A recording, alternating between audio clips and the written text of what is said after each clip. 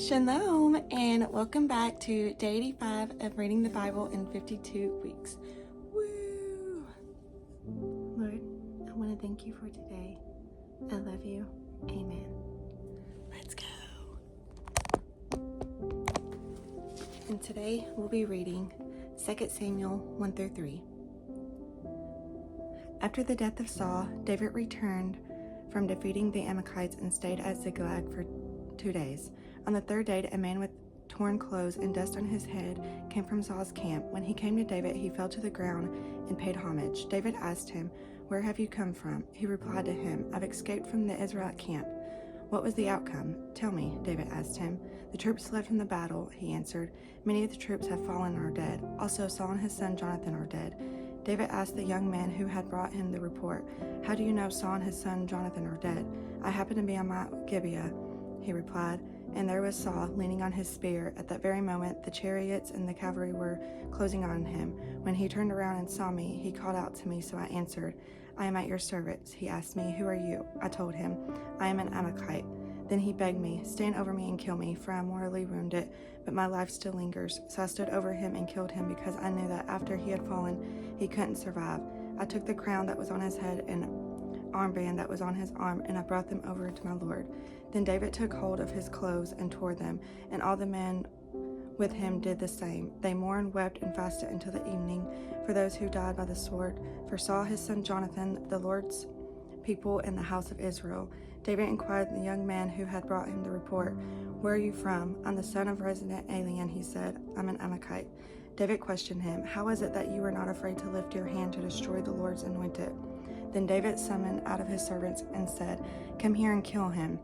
The servant struck him, and he died. For David he said to the Amalekite, "Your blood is on your head, because your own mouth testified against you by saying, 'I killed the Lord's anointed.'" David sang the following lament for Saul and his son Jonathan, and he ordered that the Judahites be taught the song of the bow. It is written in the book of Gashar.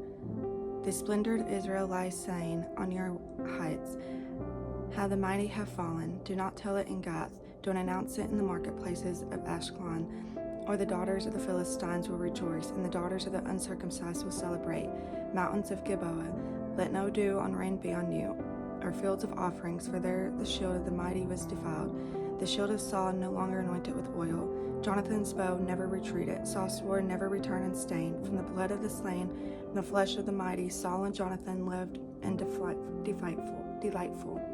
They were not parted in life or in the stead. They were swifter than eagles, stronger than lions. Daughters of Israel, weep for joy, who clothe you in scarlet with luxurious things, who decked your garments with gold ornaments.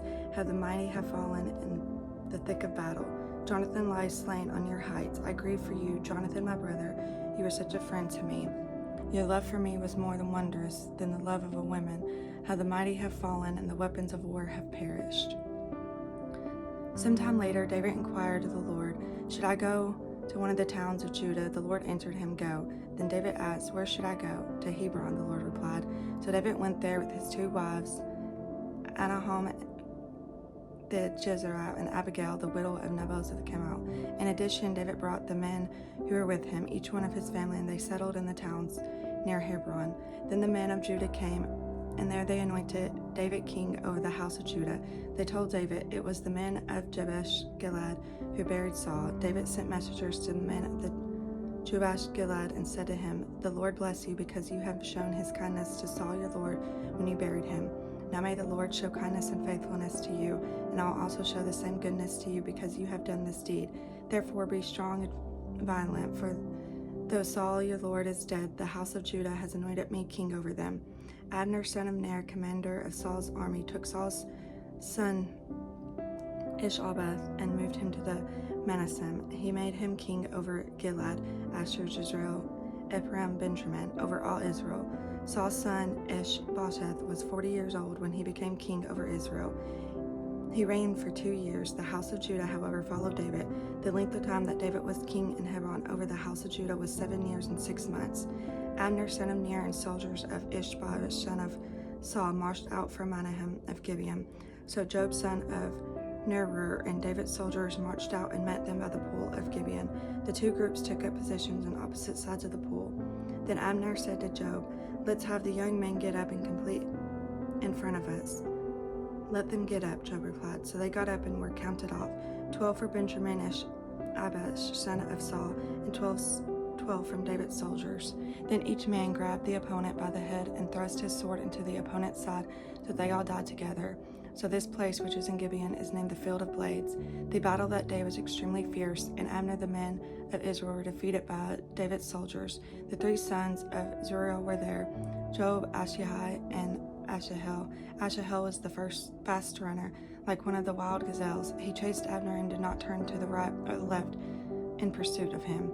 Abner glanced back and said, "Is that you, Asahel?" "Yes, it is," Asahel replied. Abner said to him, "Turn to your right or your left, seize one of the young soldiers, and take whatever you can get from him." But Asahel would not stop chasing him. Once again, Abner warned Asahel, "Stop chasing me. Why should I strike you to the ground? How could I ever look your brother Joab in the face?" But Asahel refused to turn away. So Abner hit him in the stomach with the butt of his spear. The spear went through his body, and he fell and died right there. As they all came to the place where Asahel had fallen and died, they stopped. But Joab and Ashihai pursued Abner. By sunset, they had gone as far as the hill of Abihah, which is opposite Giah, on the way to the wilderness of Gibeon. The Benjamites rallied to Abner. They formed a unit and took their stand on top of the hill. Then Abner called out to Joab, "Must the sword devour forever? Don't you realize this will only end in bitterness? How long before you tell the troops to stop pursuing their brothers?" "As God lives," Joab replied, "if you had not spoken up, the troops wouldn't have stopped pursuing their brothers until morning." Then Joab blew the ram's horn, and all the troops stopped. They no longer pursued Israel or continued to fight. So Abner and his men marched through the Arabah that night. They crossed the Jordan, marched all morning, and arrived in Mahanaim. When Joab had turned back from pursuing Abner, he gathered all the troops in addition to Asahel. 19 of David's soldiers were missing, but they had killed 360 of the Benjamites and Abner's men. Afterward, they carried Asahel in his father's tomb in Bethlehem and buried him. Then Joab and his men marched all night and reached Hebron at dawn. During the long war between the house of Saul and the house of David, David was growing stronger and the house of Saul was becoming weaker. Sons were born to David in Hebron. His firstborn was Amnon by Amnon of Jezreel. His second is Chibalib by Abigail, the widow of Nabal of Carmelite. The third was Shalom, the son of Maacah, the daughter of king of Tamil of Geshur. The fourth was Abijah, son of Haggith. The fifth was Shepratah, son of Abital. The sixth was Ethiam by David's wife Eglah. These were born to David in Hebron. During the war between the house of Saul and the house of David, Abner kept acquiring more power in the house of Saul. Now Saul had a concubine whose name was Rizpah, daughter of Aiah, and Ishbosheth questioned Abner, "Why did you sleep with my father's concubine?" Abner was very angry about Ishbosheth's execution. "Am I a dog's head who belongs to Judah?" he asked. "All this time I've been loyal to the family of your father Saul, to his brothers, and to his friends, and I haven't been betrayed to you but to David. But now you accuse me of wrongdoing with this woman. May God punish Abner and do so severely if I didn't do for David what the Lord swore to him, to transfer the kingdom of the house to Saul and establish the throne of David over Israel and Judah from Dan to Beersheba." Ishbosheth did not dare respond to Abner because he was afraid of him. Abner sent messengers as the representatives to say to David, "Whose land is it? Make your covenant with me, and you can be certain I am on your side to turn Israel over to you." David replied, "Good, I will make a covenant with you. However, there's one thing I require of you. Will you not see my face unless you first bring Saul's daughter Michal when you come to see me?" But David sent messengers to say his Ishbosheth, son of Saul, "Give me back my wife Michal. I was engaged to her for the price of 100 Philistine foreskins." So Ishbosheth sent someone to take her away from her husband, Padiel, son of Lash. Her husband followed her, weeping all the way to Baram. Abner said to him, "Go back." So he went back. Abner conferred with the elders of Israel. "In the past you wanted David to be king over you. Now take action, because the Lord has spoken concerning David. Through my servant David I will save my people Israel from the power of the Philistines and the power of Israel's enemies." Abner also informed the Benjamites and went to Hebron to inform David about all that was agreed on by the Israel and the whole house of Benjamin. When Abner and 20 men came to David at Hebron, David held a banquet for him and his men.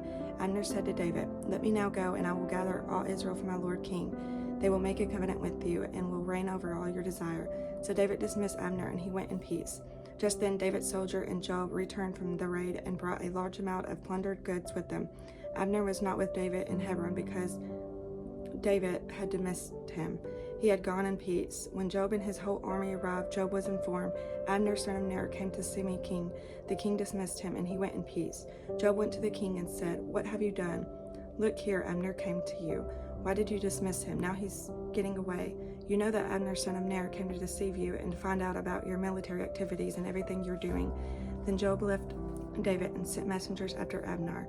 They brought him back from the well of Sarah, but David was unaware of it. When Abner returned of Hebron, Joab pulled aside the middle of the city gate as if to speak him privately, and there Joab stabbed him in the stomach. So Abner died in the revenge of the death of Asahel, Joab's brother. David heard about it later and said, I and my kingdom are forever innocent before the Lord concerning the blood of Abner, son of Ner.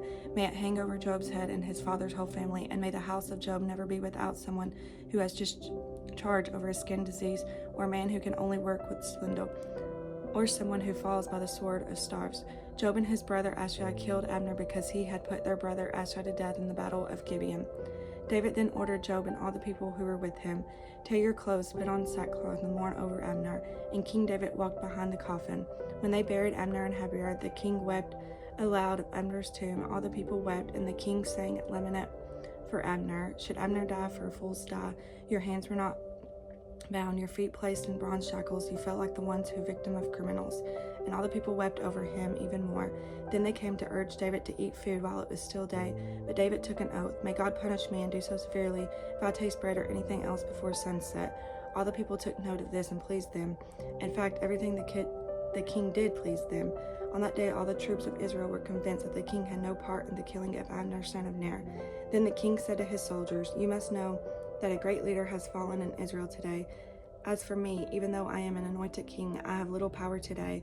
These men, the son of Zeruiah, are too fierce for me. May the Lord repay the evildoer according to his evil. Okay, guys, I will see y'all tomorrow for day 86. May you have a blessed day.